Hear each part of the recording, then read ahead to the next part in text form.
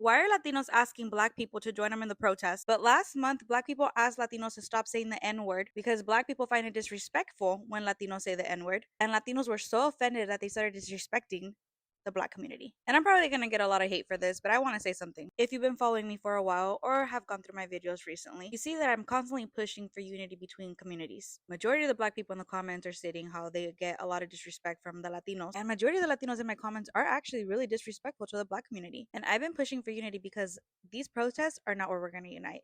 There's something bigger to come where we need that unity. And something that I've been noticing during these protests is a lot of Latinos are asking the Black community for help. And when the Black community states how they don't want to, or they don't feel like they should, Latinos are disrespecting them with racial slurs. There's a video circulating on the internet where a Latina is yelling the N word in a very derogatory form to a Black police officer. How is that helping our cause when we're asking the Black community to join us? There's videos on the internet where the comment section is full of hate from Latinos to Black people because the Black community doesn't want to join us on the protest. And while sure, I agree that this is everybody's fight, Latinos, we need to take responsibility and acknowledge the fact that this is our fault. I find it very ghetto and disrespectful for us to be saying the N word. I find it very disrespectful for us to be even saying the M word, that stands for Beatles in Spanish. And while I am going to have a lot of people in the comments saying that this is all politics and about the Latinos for Trump BS, this has nothing to do with politics because it is before Trump took office. We were put against each other back in the 1970s and the 1980s. And we're a product of that now because it was our parents that were put against one another. Why? Must I remind you that back in the 1960s, when we were all united, we actually got things done, like the Civil Rights Act movement.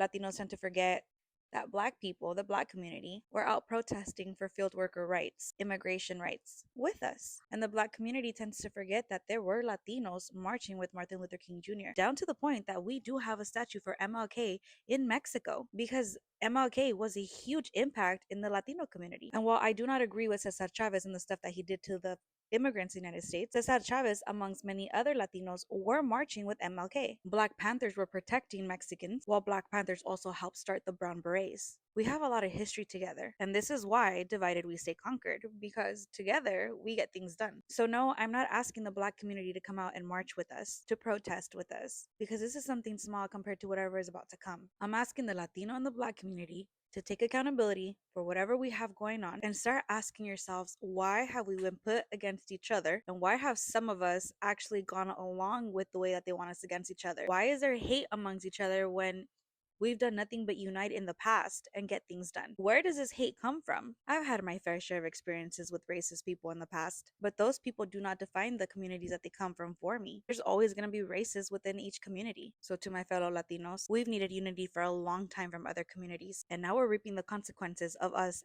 being hateful towards other communities. We even have hate within ourselves. And until we take accountability and change that, no one's going to come out to our rescue. Food for thought.